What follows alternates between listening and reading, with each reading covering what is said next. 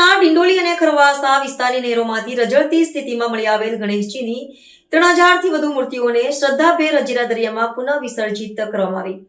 શ્રી માધવ ગૌશાળાના અધ્યક્ષ આશીષ સૂર્યવંશીએ માહિતી આપતા જણાવ્યું કે ગૌસેવકો દ્વારા ઉધના, પાંદેસરા, બમરોલી, ડિંડોલી સહિતના વિસ્તારોમાં નહેરોમાં કરાયેલા વિસર્જન સ્થળ વગરનો ભક્તિભર્યો કચરો સાફ કર્યો હતો।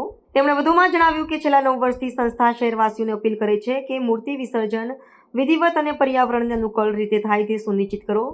નહેર કે અવાવરું સ્થળે મૂર્તિ મૂકવાથી ધાર્મિક ભાવનાઓને પણ ઠેસ પહોંચે છે અને ધર્મની બદનામી પણ થાય છે। આ અવસ્થામાં પણ કેટલાક નાસમજ ભક્તો ગણાતા લોકોએ પોલીસ બંદોબસ્ત હોવા છતાં પણ ઢીલાસનો લાભ લઈ યોગ્ય રીતે વિસર્જન કર્યું હોવાનું ગૌશાળા તરફથી જણાવાયું હતું।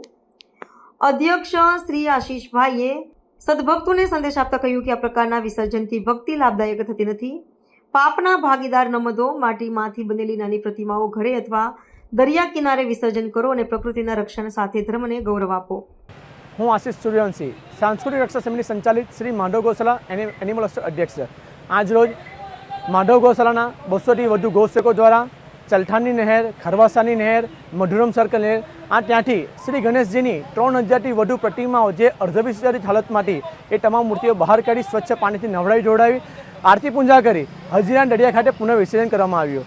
આ તમામ મૂર્તિઓ જે એવી જગ્યા હતી કે જ્યાં ગંદકીનું સામ્રાજ્ય હતું, ત્યાં ના સમજ ગણેશ ભક્તો દ્વારા એ મૂર્તિઓ ત્યાં ફેંકી દેવામાં આવી હતી। આ તમામ મૂર્તિઓને બહાર કાઢી અને તેમને ફરીવાર પુનઃ વિસર્જન કરવામાં આવ્યું છે। હું તમામને એક અપીલ કરવા માગું છું કે જો આપને આ બાપાની આવી રીતના પૂજા અર્ચના ન કરી શકતા હોય, સારી રીતે વિદાય ન આપી શકતા તો આપને એમનું બેસાડવું પણ ન જોઈએ। હું તમામ ગણેશ ભક્તોને એક અપીલ કરવા માગું છું કે જે થઈ ગયું થઈ ગયું, પણ આવતા વર્ષથી આપણે માટીની મૂર્તિ લાવી અને માટીની મૂર્તિની સ્થાપના કરીએ।